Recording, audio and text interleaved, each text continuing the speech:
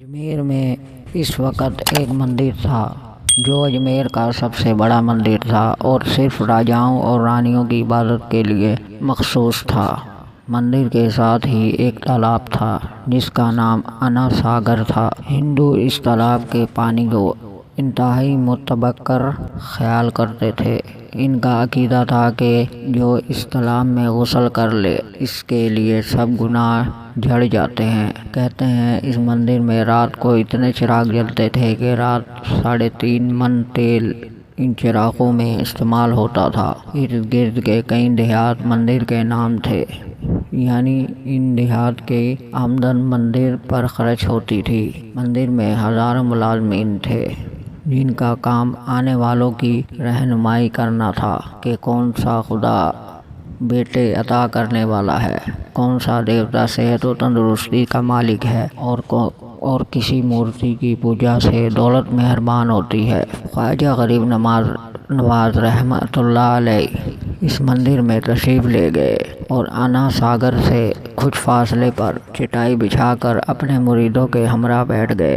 असर का वक़्त तकरीबन हुआ ही चाहता था कि लिहाजा आप रहमतुल्लाह अलैह ने हज़रत कुतुबुद्दीन रहमतुल्लाह अलैह से अज़ान देने को कहा। कुफ्र और शिरक के गढ़ अजमेर में अल्लाह के वाहिदानियत और हज़रत मोहम्मद सल्लल्लाहु अलैहि वसल्लम की रिसालत का ये पहला ऐलान था। वो लोग इस्लाम से मुकम्मल तौर पर लाइल्म थे। चुनाचे अज़ान की आवाज़ सुनकर वो हैरान हुए और अपने घरों से निकल आए। सब मुसाफिरों ने अना सागर के पानी से वज़ू किया और नमाज़ पढ़ना शुरू किया। सब हिंदू हैरान रह गए कि सब भगवान तो अंदर हैं, तो ये लोग सहन में किस भगवान को सजदा कर रहे हैं। जब शाम हुई तो राजा के ऊँट जो दिन में चरने के लिए गए हुए थे अपने चराहों के साथ वापस आने लगे। इत्तफाक से जहाँ हज़रत ख्वाजा रहमतुल्लाह अलैह अपने साथियों के साथ बैठे थे वो जगह राजा के ऊँटों के बैठने की थी। चराहों ने बाबा साहिब रहमतुल्लाह अलैह से कहा, उठो बाबा, ऊँटों के बैठने की जगह खाली करो। आप रहमतुल्लाह अलैह ने फरमाया, इतना मैदान पड़ा है, ऊँट तो कहीं भी बैठ जाएंगे, क्यों मुसाफिरों को तंग करते हो। वो ना माने और मुसलसल इसरार कर रहे कि ऊँट इसी जगह बैठेंगे। आखिर इन्होंने बहुत बदतमीज़ी से कहा, ये राजा के ऊँटों के बैठने की जगह है और इधर राजा के ऊँट ही बैठेंगे, तुम लोग कहीं और डेरा लगाओ। आखिर आप रहमतुल्लाह अलैह ने उठते हुए हज़रत कुतुबुद्दीन से फरमाया, उठो कुतुबुद्दीन, यह कह रहे हैं कि ये ऊँटों के बैठने की जगह है, तो चलो ऊँट ही बैठे रहें। ये कहकर आप रहमतुल्लाह अलैह अपने साथियों के समेत वहाँ से उठ गए। अगली सुबह जब ऊँटों को चराई के लिए ले जाने का वक़्त आया और चराहों ने ऊँटों को उठाना चाहा तो इन्हें पता चला कि ऊँट उठने के काबिल नहीं है। इन्होंने ऊँटों को मार मार कर ज़बरदस्ती इन्हें उठाना चाहा, लेकिन वो बैठे ही रहे। चराहे परेशान हो गए कि ऊँट इनके एक इशारे पर उठ बैठते थे, आज नहीं उठ रहे हैं। आखिर इन्हें याद आया कि कल इस मुसाफिर फ़कीर ने कहा था, चलो ऊँट ही बैठे रहें। लोग इकट्ठा होना शुरू हो गए।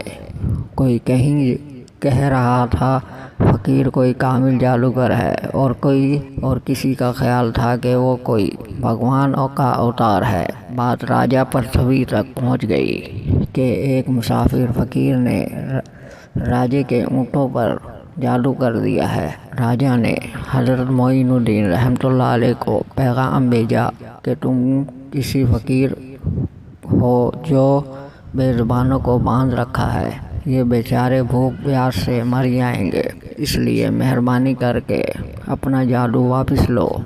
रहमतुल्लाह अलैह ने फरमाया, ये हम मुसलमान हैं और मुसलमान बदवा नहीं करते, ना ही जादू जाओ जिसके हुक्म से बैठे थे इसके हुक्म से उठ खड़े होंगे। اب جو جا کر اٹھایا تو اونٹ پہلی بار ہی اٹھ بیٹھے۔ ہندوؤں کی دلچسپی ان مسافروں میں بڑھنے لگی۔ پانچوں وقت اذان ہوتی اور نماز ادا کی جاتی۔ آخر راجا تک یہ بات پہنچ گئی کہ کچھ فقیر آئے ہیں جو مسلمان ہیں، پانچوں وقت اذان دیتے ہیں اور ہماری پوتر تالاب کو ہاتھ منہ دھو کر بھسٹ کر دیتے ہیں اور ہماری دھرم کے خلاف باتیں بھی کرتے ہیں۔ یہ کہتے ہیں کہ یہ مورتیاں پوجنے کے قابل نہیں، یہ تو محض پتھر ہے، اس لیے انہیں یہاں سے اٹھایا جائے۔ راجا نے فقیروں کو پیغام بھجوایا کہ تم لوگ ماंس گوشت کھاتے ہو، ہمارے دھرم کے خلاف بولتے ہو اور ہمارے پاک تالاب کو اپنے ہاتھ ڈال کر ناپاک کرتے ہو، جو ہم برداشت نہیں کر سکتے، اس لیے تم لوگ یہاں سے چلے جاؤ۔ آپ رحمۃ اللہ علیہ نے فرمایا، اور بھی تو اتنی دنیا آتی ہے، ہمارے پانی لینے سے کون سا کوئی کمی آ جائے گی؟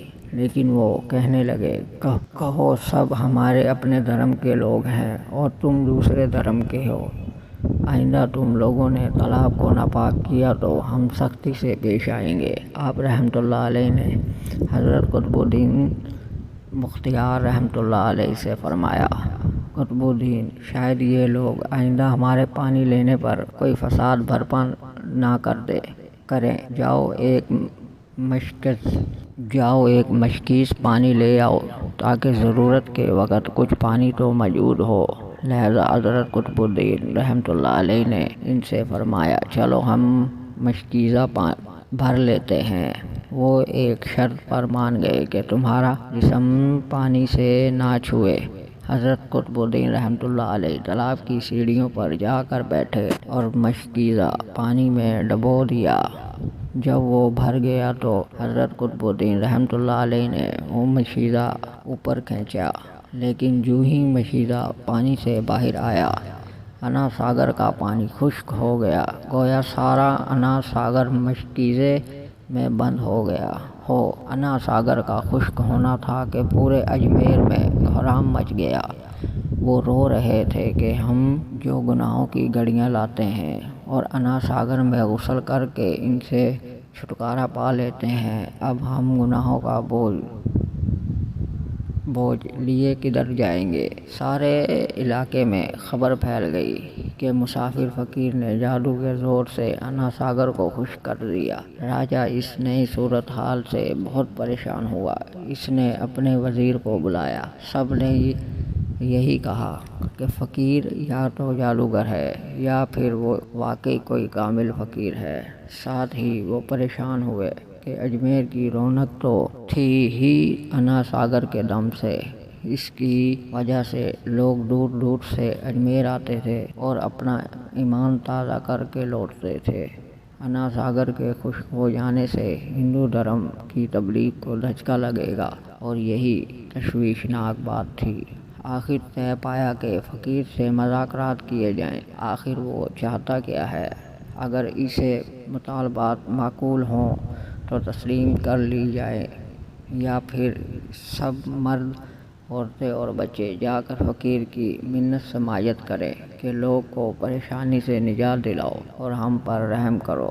ہم باپ بوجھ اٹھائے ہوئے کدھر جائیں اور کیسے سکون پائیں؟ یہ تجویز زیادہ آسان تھی، لہذا تمام لوگ بابا صاحب رحمۃ اللہ علیہ کے پاس آئے اور بولے، بابا تم بھی وضو کر لیا کرنا، لیکن بھگوان کے واسطے ہمارا انا ساگر ہمیں لوٹا دو۔ آپ رحمۃ اللہ علیہ نے حضرت قطب الدین علیہ السلام سے رحمۃ اللہ علیہ سے فرمایا، جاؤ کتب مشکیزہ واپس تالاب میں ڈال آؤ۔ جو ہی مشکیزہ تالاب میں الٹایا گیا، انا ساگر کناروں تک اچھل آیا۔ اس پانی نے کئی دلوں کو دھو ڈالا۔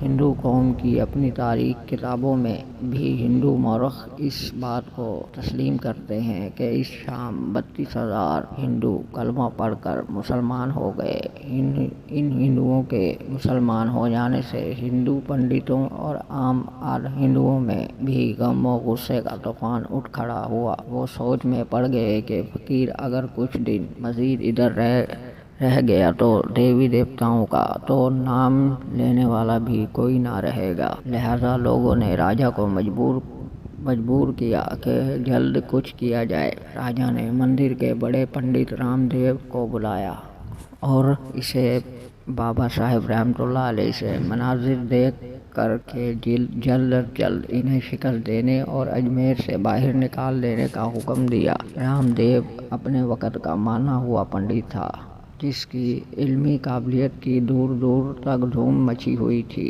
इसने राजा को यकीन दिलाया कि जल्द ही राजा कोई अच्छी खबर सुनेगा।